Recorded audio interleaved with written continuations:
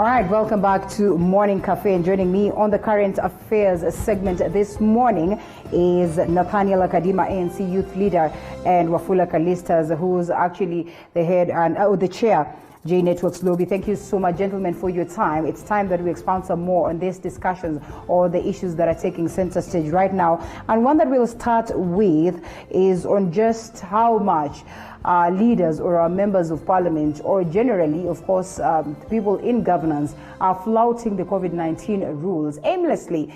And, you know, this is not the first time that we're talking about this. I think almost a month ago, I remember the CS for Matters Education coming out on the podium and saying that no politician is allowed to move around, politic and everything. But that's not what we've seen today.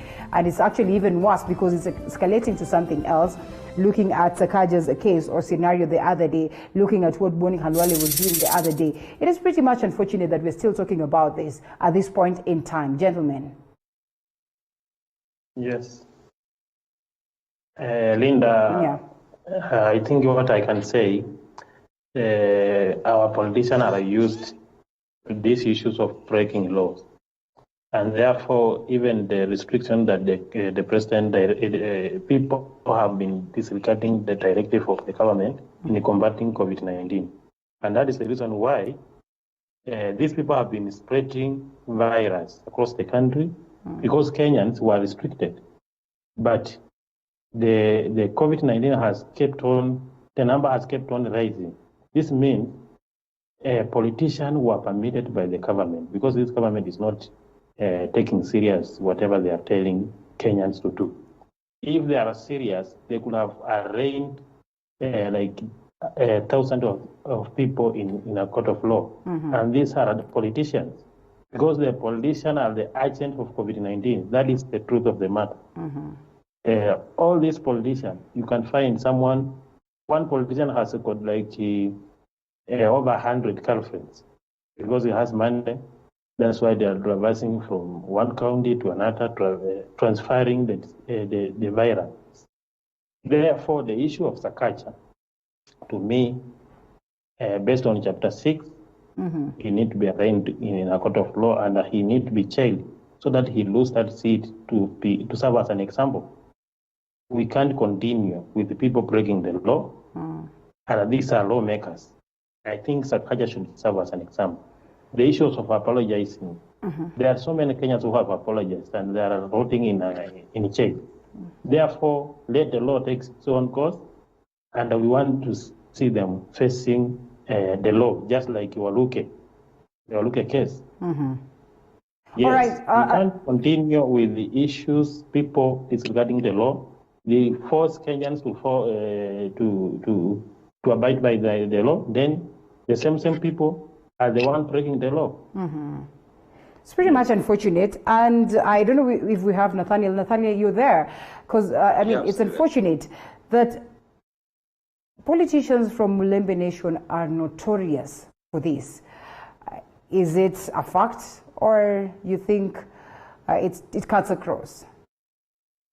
I think, first of all, good morning to the viewers. Thank you for having me. Good morning. I want to just say that this is an issue that cuts across board without specifically affecting the Mulembe Nation, or rather the former Western region. First of all, you must notice that Kenya has two judicial systems. And the first judicial system is for the rich, and the other judicial system is for the poor.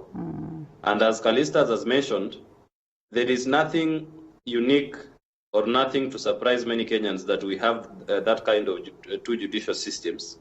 Because you will find politicians who will break the law, and they will expect the ordinary masses of the poor people to observe and abide by the law. It is normal, it has happened, it has been happening. It is not something that can take us by surprise. That is point number one.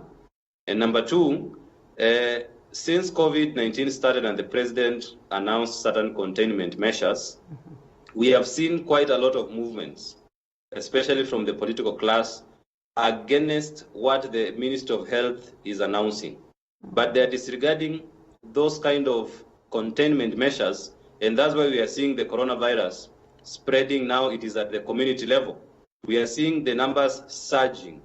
every day. And these numbers are partly contributed because of these illegal political gatherings.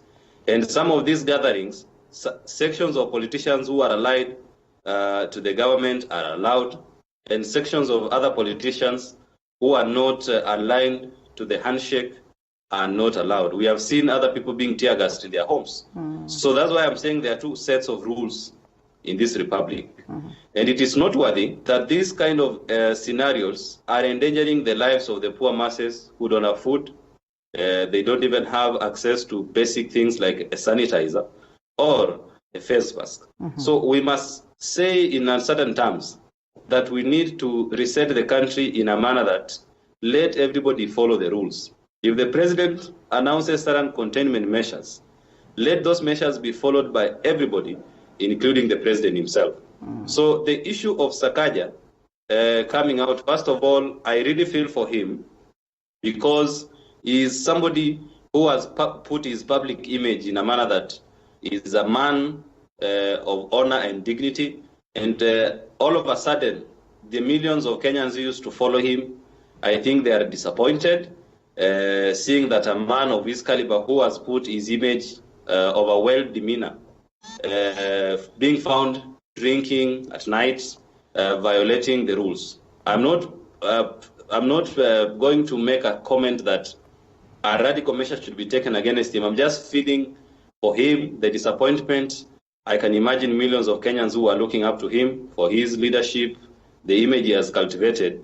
And it is a good thing when you see a man of his caliber to come out and apologize and even with resign. I will disagree with my co-panelist here that the resignation and the apology is the kind of things we need from leaders who take responsibility. Don't you think it was, would you suppose then that this was strategic in a way, looking at how we are trying to manage or to deal with the issue of COVID-19 and sitting as the chair of a panel that is set to equally spearhead on how best we can successfully fight and, win this fight, then you realize that at some point in time, maybe upon realization that, the fight is not as easy as it may look, he probably decided that he's going to do something that is against the law. So at least he finds a way of exiting the stage. Is it that maybe there's so much burden on this particular committee so that maybe Sakaja was trying his way out? Would it be strategic in any way? First of all, I don't want to come out and appear like I want to defend Sakaja in any way. He has not hired me as his lawyer or lobbyist. The point is, I don't think it is strategic. Yeah. He is a man maybe who was found in the wrong place at the wrong time. Probably what we read in the press is that he was playing loud music and neighbors were complaining. So they called in the police. So he was just found out, and then the issue has now been magnified politically. And he has been forced to defend his image. That's why you have seen him too hurriedly coming to the press and saying, I'm sorry. And it is perhaps going to work for him, because when you say you are sorry for the mistakes you do, everybody makes mistakes. It is going to work out for him. But I'm sure he has disappointed millions of Kenyans. But far beyond that, I think leaders must learn how to, when the president is making those measures or announcing the measures, you should not preach water and then you are drinking wine. People must follow the same set of rules, and that is the country we must perfect or work towards. All right. And what way for this committee, Wafula Kalistas, to bring you in, even as we continue to deal with COVID-19? I mean, it would be a blow, of course, to lose a chairperson who's been sitting right there from the time of its inception. And this particular time now he's out of it. And I mean, what next? When do they get to quickly, of course, have another chair who will sit in and ensure that they proceed very well from where they had gone, or from where they, of course, Sakaja has left it? I think they should just replace him, because if himself is violating COVID-19 regulation, how will he going to help us deal with the situation? I think they need to replace him. There are so many people, senators, who are better than him. Maybe they have not gotten the opportunity. Me, I just support that they replace him immediately. Then we focus, let him handle his case. And based on Chapter 6 of our Constitution on indicted issues, I think he could do better if he could have resigned as a senator. So this we resigning halfway, I think that is just a PR show that they are used to. We need people to be held accountable for their mistakes. Just like the way Waluke has been dealt with. I think the government should not select people, should not fight those who lawbreakers. They should not fight people selectively. Let people face the law, and those who are planning to pray for Waluke, I think they are supposed to be stopped, because that is incitement. You can't incite. If someone has a case and has been taken in a court of law, the due process has been followed, if he found guilty, you don't go out there trying to pray for him. There are millions of Kenyans or thousands of Kenyans who are in jail. I've never seen a politician organizing a prayer rally to pray for their people, villagemen. Therefore, we are telling them that the moment they started taking advantage of our resources, that's the moment they started misbehaving, breaking the law. And you see how Sakaja was talking. It's because he knows he has money. And those money that he is having are Kenyans' money. This is the right time we need to look into our laws and know how we can bring fairness in our country. But because politicians are taking advantage of our resources. Just what these are the resources that are making them become stubborn. Yeah. Yes. All right. Just what is with these politicians, of course, coming together to support their own? Now that you're talking about Waluke and some, politicians coming out, in prayer and arguing that, well, this is a political witch hunt made against him. And to loop in what, of course, we're talking about Cleopas Malala, one of the few who came out to, fire shots at Sakaja. But then again, the members of parliament, other, leaders came guns blazing on him, said that he actually had to pull down his tweet. Well, what is considered as an offensive tweet against Senator Sakaja. And, you see politicians in rush to protect and to defend and to urge Senator Sakaja not to step down or not to resign from this committee. What is it with politicians trying to sanitize their very own, Nathaniel? I think they are doing so because... Yes. Okay. Sanitization is something that has been ongoing since COVID-19 started. Yeah. We saw people talking so much about sanitization at Capitol Hill and so many other places. Yeah. So it is not amusing that we are seeing the likes of Cleophas Malala trying to defend Sakaja, who has already taken responsibility for their actions. So that it is in order that for somebody like Cleophas Malala to come out and say that the Senate should not accept the resignation of Sakaja. It is hogwash. It is something that should be young people. And I think the reason why he pulled down the tweet, it is basically because the people rose up against such tweets and such kind of thinking. So we must start raining on our fellow young people and correct them and tell them that the purpose we sent you to the Senate. And it's very unfortunate that Cleophas Malala comes from my party. We regret such kind of actions from such a vibrant young man that we have sent to the party to legislate on important issues affecting Kenyans, especially at this moment. We are having a stalemate that is going to tear the country apart in terms of revenue sharing. So I am disappointed in this group of young leaders who should be showing direction to the country and rising up to defend millions of Kenyans, particularly young people who are suffering at the moment. And you will notice that right now, many people have relapsed into unemployment, underemployment, incomes are shrinking. People are suffering.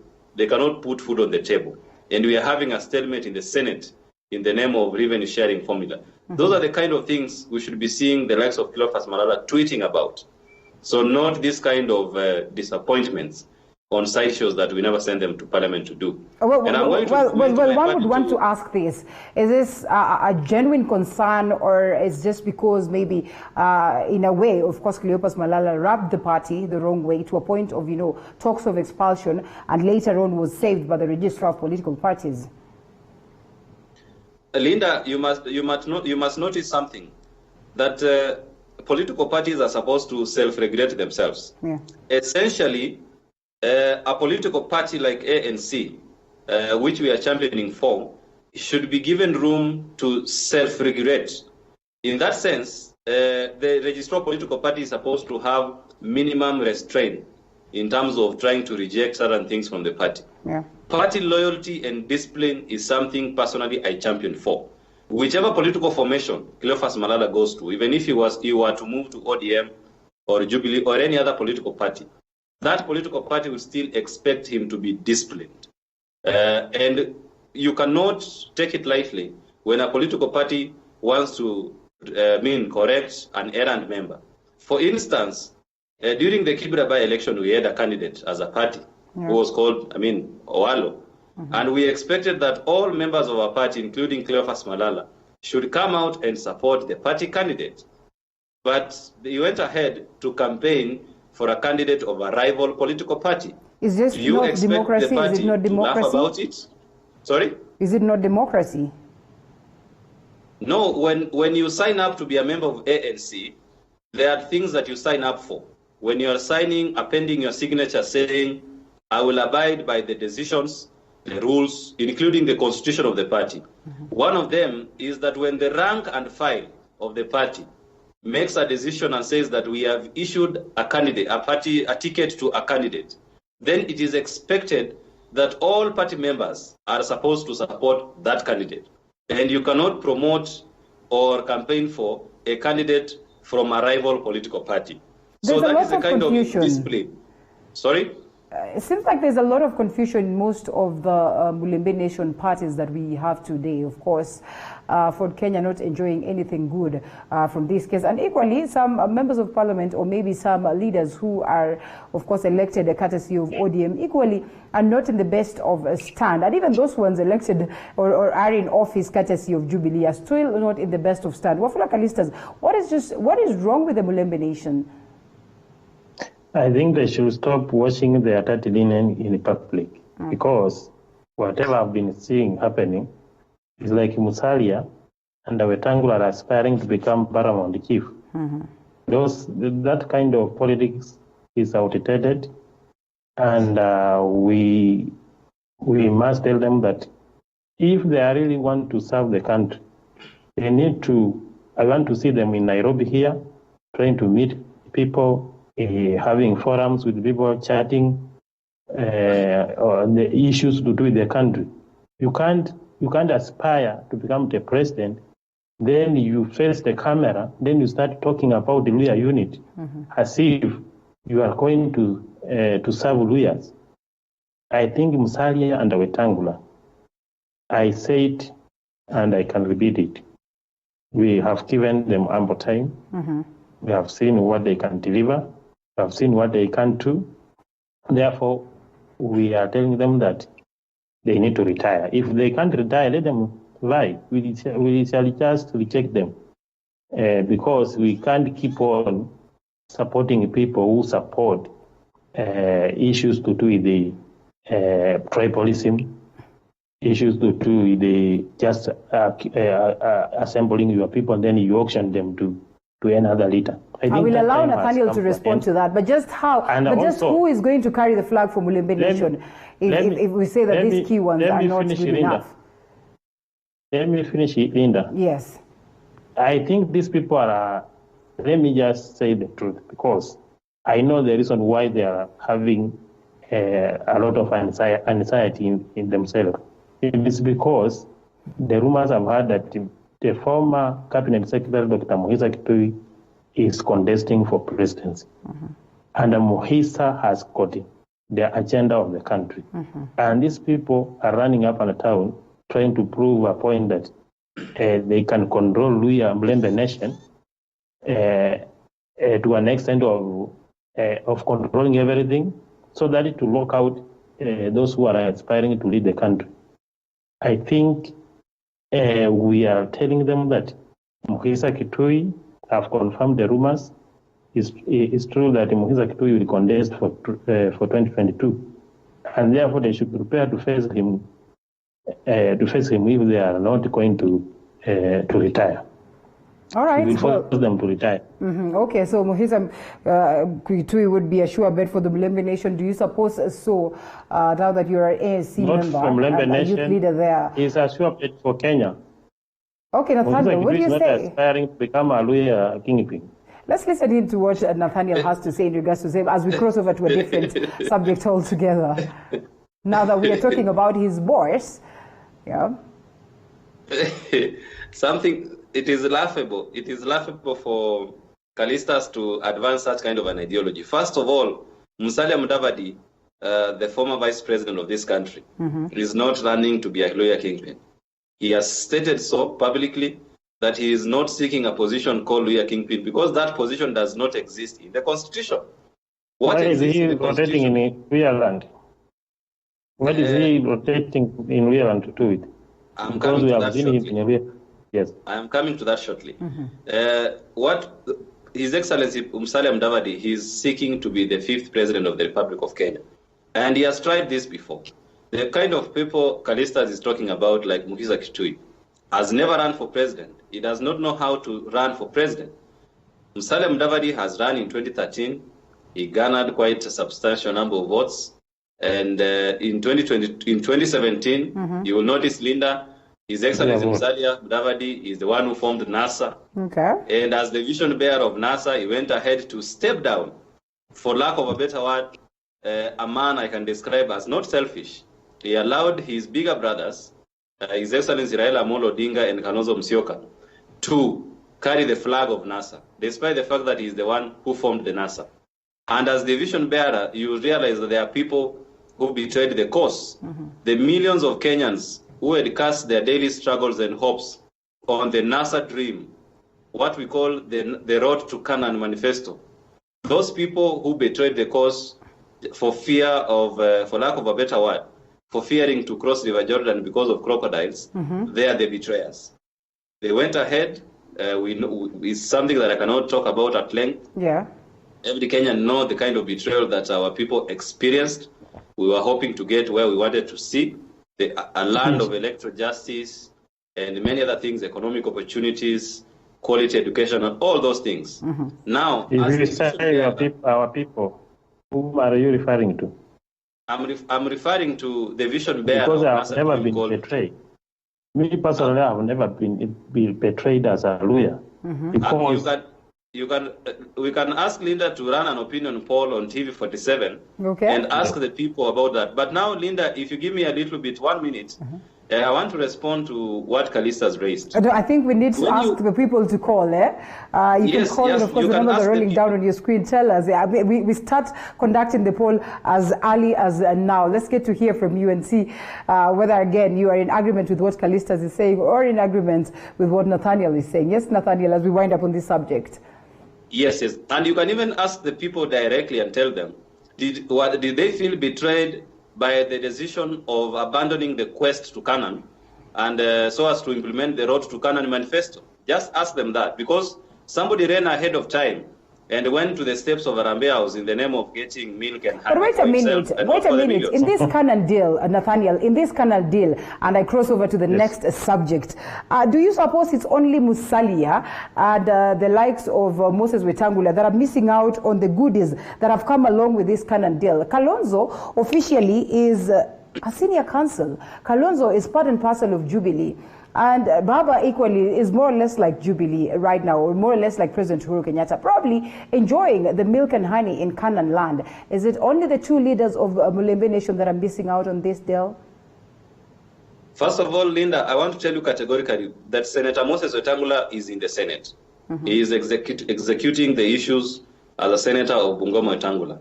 The only person who has stood firm when Jubilee was invading political parties is Excellency Musalia Mudavadi. He categorically stated that our party is not folding up to join Jubilee Party in a spirited campaign. Let me call it a scramble. Political parties were scrambling to sign cooperation agreements with Jubilee so that they could get goodies.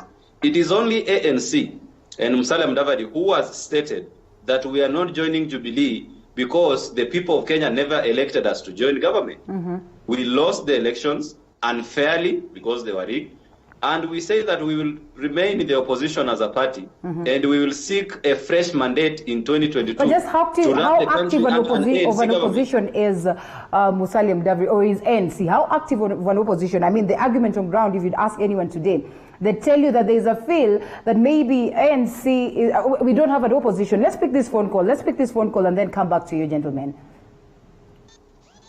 Hello? Hello? Hello? Hello? Good morning. Hello? Good morning. We're not able to hear the caller. Yes, good morning. Hello? Yes, Jambo. Jambo sana. Tunazungumza na nani? Naongea na Ubege. Ubege, una maoni gani kuhusu mjadala ambao tunaendelea nao sasa hivi? Ningependa kuambia Kalista. Ndio. Kwamba siasa inapiga hapa ya village politics. Na kwamba sisi watu wa Mlembe tumeamua tunamsupport Mudavadi. Okay. Na Wetangula. Na kwamba mambo ya Mokisa Kitui ni ajui. Na you should understand that if we as the Luya nation, we have decided we are going to follow this route. Tumedanganywa miaka mingi. Raila ametuuza mara mingi, sasa anatupeleka Canaan, ametupeleka Jubilee. Right now, we are looking for like-minded people who are going to help us ensure that Musalia Mudavadi is the CEO of this country. Number two, yes, we are not going to join the government to help ourselves. We want to have our CEO as the Luya CEO who is going to help the country. And the best bet here is Musalia Mudavadi. He is a mtu ambaye anapendwa country nzima, and he has the best economical skills to help this country. All right. This country is actually bleeding from corruption, it's bleeding from poor leadership, and the only Kenyan who can help us here and help this country is Musalia Mudavadi. All right. Yeah. Thank you so much, Odegi, for calling in. Remember, you can keep interacting with us. And Wafula Kalista umesikia amesema wao Mlembe Nation wanataka Mudavadi, nothing short of that. And I was asking this question: how strong of an opposition is Musalia Mudavadi today, is Moses Wetangula today, to make changes for the people of Kenya? What I can tell you, Linda, the caller, I think, is just a follower from Musalia Mudavadi.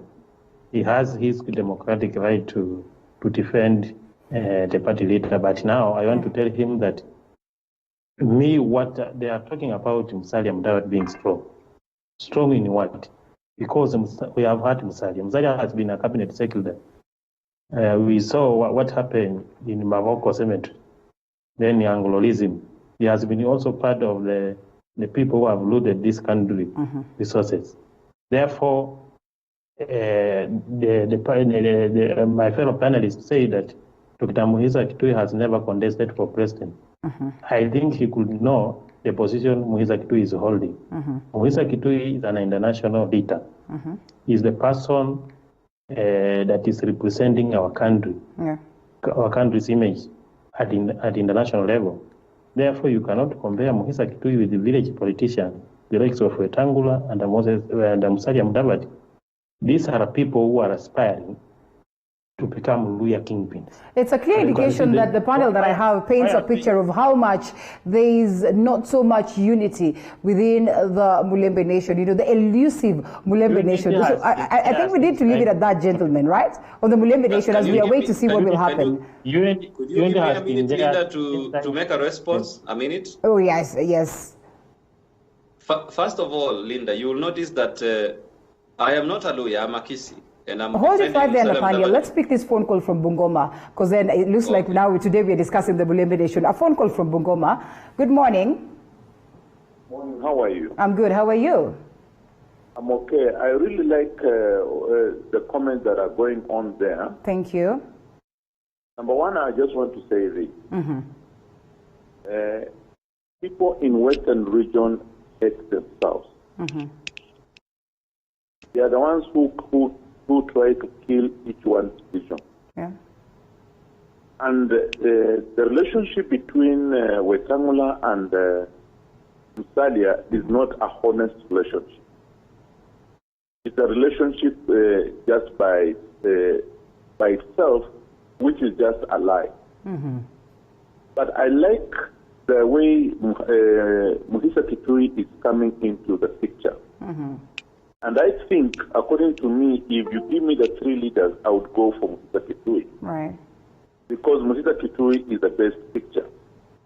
But the biggest problem I have is that Western region is not yet ready for a president from Western region. As per now, the politics at the national level are affecting the loyalty of the people on the ground. But the best bet is Mugisa Kitui. All right, the best bet, Mugisa Kitui. I don't know why we are overlooking the likes of Oparanya, who equally have presented their interest or have echoed out their interest in public domain. But thank you so much for calling in. And we go back to you, Nathaniel. Yes, you had some reservations, and you've heard what the caller has just said. Yes. First of all, Linda, I'm a Kisi from Nyamira, to be specific, North Mogirango. And I believe in Musalia Mudavadi, and I chose him out of all the leaders because of the vision he has. Let me just run something, just two things quickly. Number one is that Musalia Mudavadi is the best finance minister Kenya has ever had. If you go to history between 1993 and 1997, he is the one who instituted radical fiscal reforms just immediately after the 1992 general elections that plunged the country into inflation. You remember when money was being printed and dished around the 500 shillings note? Yes. The country went into an inflation. When Musalia Mudavadi came in as a finance minister, the first thing he did was to institute those fiscal reforms. And among the many things he did, he is the one who sponsored the Kenya Revenue Authority Act in Parliament to remove KRA from being a tax income department in the Ministry of Finance to be an independent authority called KRA Authority. That is some of the things he did, and the KRA Authority was able to collect more revenue because it was more freer, it was an authority, and the country turned from a negative to a positive in terms of revenue collection, among many other things, like coming up with the CBK Act to make it autonomous. Now, the things that I am hearing from the lawyers who have spoken before me is that I'm feeling disappointed that I can come from all the way from Kisii and support one of your own who have seen he has the credentials. But as the caller would say, it looks like we, I mean, the Luya themselves or one of our own is probably not ready for this. Now that I just decided to lay if you argue on that basis of one of your own, where do you think the other Kenyans will support you? All right, let's pick this last call. Let's pick this last call and wind up on this issue of Bulembe Nation from Kakamega. Good morning. Good morning to you. Yeah, I'm good. Good morning. How are you? I'm fine, thank you. Now that you're from Kakamega, is Oparanya the best deal? No. All right, proceed. My contribution is us Luya and in Kakamega, we are firmly behind Musalia Mudavadi. Okay. And if anyone wants to talk to the Luya nation, he has to talk to Mudavadi and Wetangula. These are the people that are being brought in from outside. We will reject them. Musalia Mudavadi is a leader, and we know that there's a scheme to try and bring in some other people to cause disunity in Luya. Luyas are always united behind Musalia Mudavadi. When he was the Minister for Finance, remember he's the one who opened the waves, the airwaves. Safaricom came after when he was the Minister for Finance. The radio stations that we have right now, the TV station, is the Musalia Mudavadi as the Minister of Finance who opened up the space.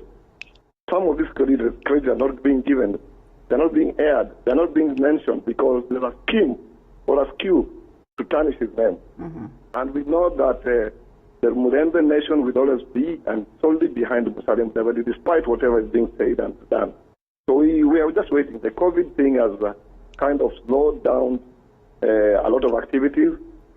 The gentleman from who's fronting Mugisa Kitui has to know that for you to go outside and garner other votes from outside, you have to start from home. Yeah.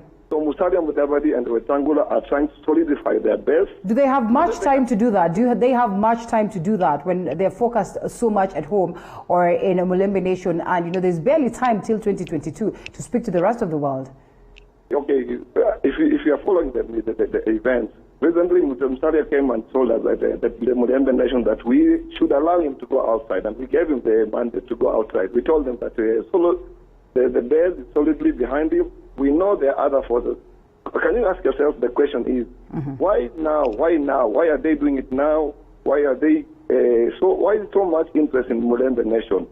Why not any other region? Why not Kamba Nation? Why not the Masai Nation? Why Mulembe Nation? They tried, why are they trying to kill parties in Mulembe Nation? Why are they trying It's a vote-rich region. Vote-rich region, yes. Exactly. Now we are woken up. We know we are that vote-rich.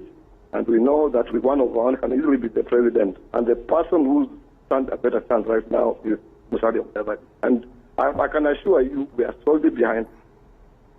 All right. Well, of course, thank you so much for that. And gentlemen, I'm afraid we're not going to go back to that because it looks like there's so much about the Mulembe politics that needs to be spoken about. But I think we leave it at that and we say the best man win. Let's wait and see how, of course, the next person who will come in will ensure that there's unity felt at the Mulembe Nation. The views you sampled, most of the people, the mood on the ground is that it is time for Musalia Mudavadi. But now, how there are some of them who are mentioning Musalia Mudavadi and Moses Wetangula. Then the question is, will Moses Wetangula be the person to stay behind for Musalia Mudavadi? Let me remind you that in 2017, let's go to history. Briefly. In 2017, the two leaders, Musalia Mudavadi and Wetangula, were solidly behind Raila Amolo Odinga. Yes. And it is because of their support that Raila garnered 80% of the Luhya votes. Yes. So let us not forget that in 2017, that was a fact. It is because of these two leaders. How much votes could Eugene garner for Jubilee in 2017, for example? That is a question to ask because our arguments must be backed with facts. So I want to agree generally with the callers who are making in their views that Musalia Mudavadi stands the best chance. And from Kisii, we are going to mobilize also very many Kisiis to support his cause. All we right. believe he's somebody who can fix the economy. Okay, well, that aside. That's not just about Musalia and that aside, briefly, in 30 seconds, please. Else. Oh, you're done with that? Hello? Yes. Yes. Done with that? I think Alistas are surrendered. All right, now let's drop this, gentlemen. Let's drop this. Let's drop the Mulembe Nation. We can't discuss people. Yes. We can't discuss people who are proven not progressive. They are not progressive in leadership. Okay, well, therefore, the person who is telling us about Musalia, everybody knows Musalia. Me, I know Musalia. All Kenyans know Musalia. There's actually nothing you can explain for us. I think let us give it time. The time will tell you who is who. I'm sure Dr. Muhisa Kitui will emerge as a winner. We'll carry the day. Let's say the elusive Mulembe unity, the elusive Mulembe togetherness is something that, you know, they still are in search for, and a lack of democracy at that level also. Or maybe so much democracy has been an undoing to the Mulembe Nation. Away from that, and then President Uhuru Kenyatta finally conferred 24 senior councils on board, of course, Kalonzo Musyoka, Martha Karua, Otiende Amolo, Philip Murgo, and many others. But the question on board is that, of course, LSK is here disputing this and arguing that, you know, President Uhuru Kenyatta went against what is stipulated, of course, in terms of the legal activities in the country. And one would want to ask, is it a political presidential giveaway in this case? Or does it have any merit at all to see to it that these senior councils have been confirmed? I think the appointment is politically motivated. Oh yeah? Why do you say so? I have seen the name of Kalonzo Musyoka. This is an idol. Kalonzo Musyoka has not been seen anywhere practicing law. Therefore, they are trying to sanitize the people who are supporting them. The handshake under the BBI. You can see Kioko Kilokumi, I have no issue. Martha Karua, the same, I have no issue. But quite a number of appointments that he has made is just politically motivated. Kalonzo has there's nothing you can associate with Kalonzo when it comes to law practice. He is not a practitioner, and therefore that one alone tells you that the appointment was not genuine. All right, Yes. in a tweet by the Law of Society of Kenya, of course, they say President Uhuru Kenyatta acted with impunity in conferring a rank of senior counsel on the 24 advocates. The dispute of their recommendation for conferment is still pending in court. We still abide by the outcome of the mediation that ensued therefrom, whose report expected soon, or is expected soon. Nathaniel, disappointments, and I think that's the reason why I asked, do you suppose the likes of Kalonzo are now enjoying the fruits and the milk and honey in Canaan? Those are some of the goodies that are being dished out in the name of appeasing people who have signed cooperation agreement with Jubilee Party. And first of all, I would not wish to go political in this matter. I believe some of these people are competent counsels. The broad perspective of being a senior counsel does not necessarily mean you must practice in the courts. The senior counsel is broader in a manner that you are a person of high legal standing. Your credentials when it comes to matters law have expanded through the times, and Kalonzo Musyoka is a senior counsel, rightfully so, because I believe he has done quite a lot in a number of things in law. He has been a deputy Mention speaker one. in Parliament. Once? Let me mention he has Mention been, one. he has been a deputy speaker in Parliament. Okay. He has Those been are the leader. political issues. No, They've got being a nothing to deputy do speaker- with the legal. Yes. It Frauds. has nothing to do with the legal issue. No, I think Calista broaden your mind in this sense. Senior counsel does not mean necessarily practicing in the law, in the courts. But there are also Senior counsel- stipulations that are supposed to be there to where be. do Now- you acquire skill The, if the, you are only not thing, practicing? the only thing that I don't support is the fact that the president can bypass the Law Society of Kenya in having their opinion in this matter. Because the Law Society of Kenya has an act. It is regulated through an act of parliament. And that act of parliament has a procedure that must be followed, and that there should be a guideline in a way that the LSK appoints these persons of competencies to the position of senior counsel. It is not a position that is acquired easily. It is a position that has to be accumulated through experience and so many other considerations. So the president should not act ultra vires in going against what the LSK should basically ought to do. All right, and on that very note, I think because of, in the interest of time, we've delved much on the Mulembe Nation thing. I think it's important that we proceed to the next subject, even as we await to see what will play out in regards to this. As you have said, that it's a case that is still being deliberated on, and we get to hear what a turn it will take. We'll be here to update you some more on the same. And we still are grappling with the mystery of COVID-19 in the country. And President Uhuru Kenyatta has convened the Intergovernmental Coordination Summit set for Friday, this Friday, that is the 24th, following the surge of COVID-19 infections across the country. Remember very well that the burden was squarely placed on the shoulders of the counties to see to it that we are able to deal with COVID-19 as a country. So, as they await for this meeting, have we done well? What is it that we have not done well? What is it that would be your advice to the government in terms of what we can do, change, and pick up to see to it that we are able to deal with COVID-19, at least fairly in comparison with the rest of the world? I think, Linda, I'm not an expert on the issues of pandemic, but I do remember immediately when the COVID reached our country, there is one person by the name Dr. Mukasha appeared on NTV interview, and he spoke exclusively on how we are supposed to, the measures that the government should put in place to contain the disease. What I can say, at the time we cannot fight this disease. Because now it is with us. I think the government should put plans or measures in place to know how we are going to do with this disease, because we are not going to do away with it. Because looking at the president should embrace research.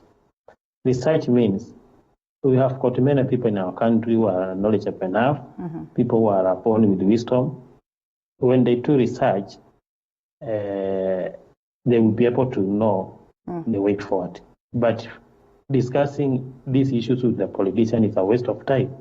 Politicians are busy planning on how they can loot our money. These governors are just corrupt. And therefore, we are telling the president that he should stop. All right. I think we're losing Callistus right there. But what do you make of course, the surge, the numbers that we're talking about? Yeah. Therefore, we are saying the government should know how we are going to live with the disease. This disease is not going soon.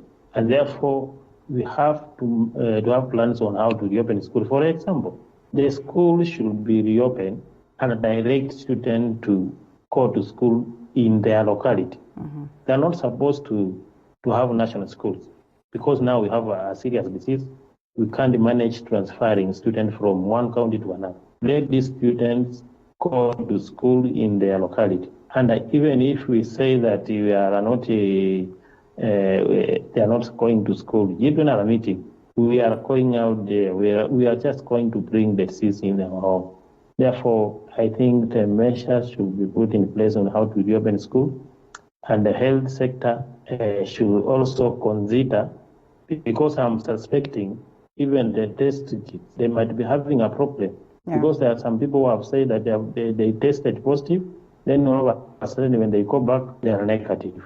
Therefore, even the reports that they are giving us, it is not a report that we can say we can trust it, because even the kits that they are using to test are not perfect. Therefore, the government should just put in measures in place, let them subsidize food, and that the fruits, let the people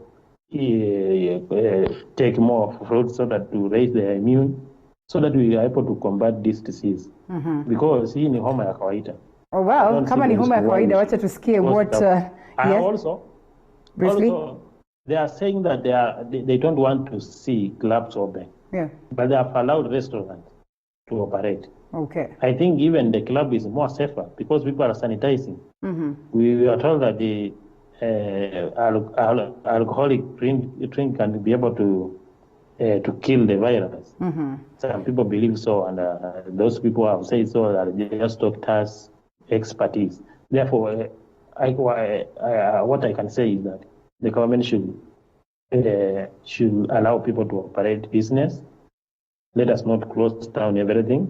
Let us learn how to, because now they have told us that the number is now in millions. In 2 days, all right, millions of people will have COVID-19. And in this case then, Nathaniel, do you suppose that we need the go-ahead of the government to operate, or we have already started operating? That's the reason why we are complaining of how much we are flouting the rules. We are going against that. I mean, that is the latest that we heard from the Ministry of Health, that Kenyans are treating this with too much laxity. First of all, Linda, I want to disagree with my fellow panelists, that alcohol or indulging alcohol, it is not a throat sanitizer. When people are in the state of being drunk, they don't take care, because you are drunk and you lose your consciousness. You keep touching the surface, and then you touch your hands on the face. It is easy to contract the virus when you are in the state of unconsciousness. Now, this is the kind of message that we want to dissuade our people from. COVID-19, si homa ya kawaida. We have seen prominent people dying because of COVID-19. So we cannot tell our people that COVID-19 ni homa ya kawaida. We must tell our people to always be cautious and take preventive measures. And that is part of the things why our health system is weak. Our public health system has been weakened because we are more of curative than preventive. So the message that should be going out to the masses of our people is that COVID-19 is serious. They must take measures to preserve their lives. And then we must now turn to the government and tell them what is the recovery plan of the government post-COVID-19. Because when you talk about looking at the economic, the economy, both in the short term and in the long term, you will realize that many people are suffering. household incomes are shrinking, and more people are, they're relapsing into unemployment. This is a situation that we must ask the government when you are meeting the intergovernmental summit between the governors and the national government. What recovery plan does these 248 governments have? Do we have a plan on how we can reboot the economy to the benefit of the majority of the people? And then if that is the plan, what are the details of that plan? Because that is what the summit should be talking about. In essence, what is the long-term plan on issues of streamlining the revenue stream so that our people can go back to employment? The other day I was listening to the presentations by the Minister of Tourism. The catering levy they collect every month, which amounts to almost 300 million, has drastically gone down to almost 15 million per month. That means that if the tourism fund is collecting less than what they used to collect monthly, it means that most people who are working within the hotelier sector have been fired or they are not in job. Those are the things that we want to hear. What is the plan of these 48 governments going to be like in terms of recovery? Do we want to hear the president talking about the issues of public debt? Does the president have a plan of reaching out to our lenders and telling them, we have this pandemic and the economy is not doing so well. We need you to cancel our debt or put a moratorium on repayment.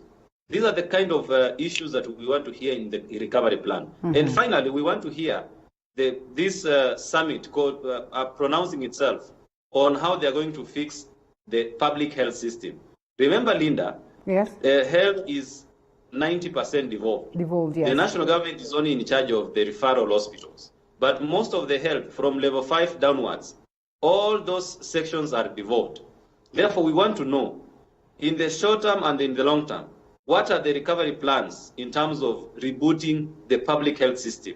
And speaking of which, let me ask this question. There was an argument here at some point in time that in as much as health is a devolved function, maybe dealing with COVID-19 should not have been a burden that is left for county governments, but it should have been a collective burden for the national government. But as it stands, it looks like now the national government is slowly pushing the trouble of course, the aspect of health and how much burden we are for the counties or to the counties. Our people do not really mind who should be implementing these things. Our people all they want is a good public health system. And I want to agree, a pandemic of this magnitude cannot be left to county governments alone because they don't have the wherewithal. They are just depending on grants and monies disbursed from the national government. Therefore, it is the national government to hold these consultative meetings the president is having with the governors. And they must put in robust plans. They must start saying that we had a project called MES, the ones they bought equipments. And right now we have a shortage of these ICU facilities.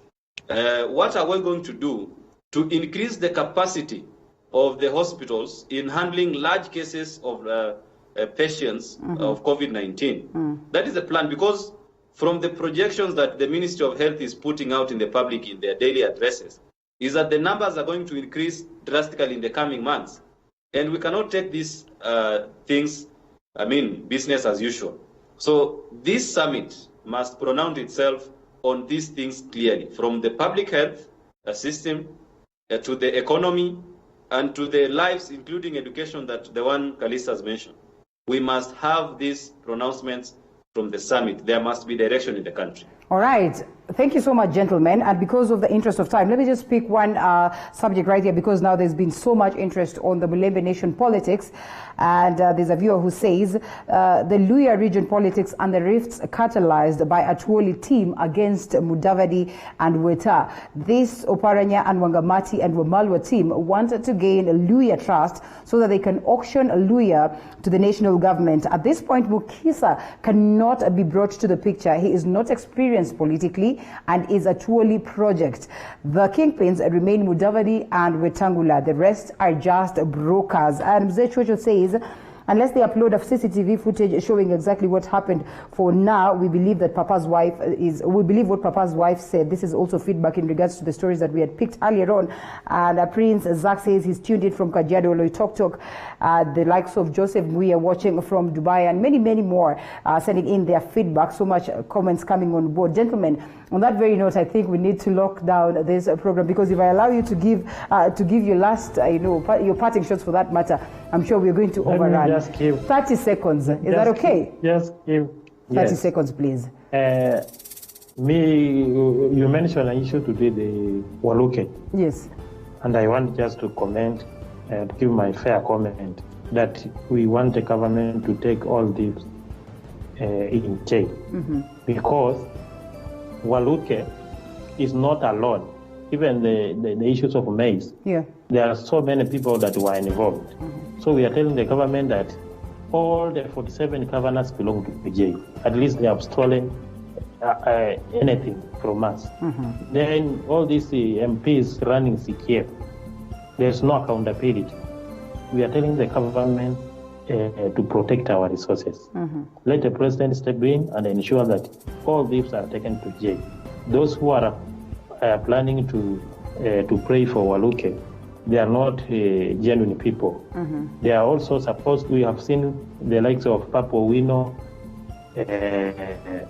the likes of Wapato, the likes of the former Nairobi governor, Evans Kidero. There are so many cases that are overstayed in our court of law. We want to tell the government to ensure that there is fairness. What we are asking is fairness. I'm not defending Waluke, but let hundreds and thousands of people follow Waluke in a chain. That's what I can say. All right, Thank you so much. 30 seconds, Nathaniel, or we are okay?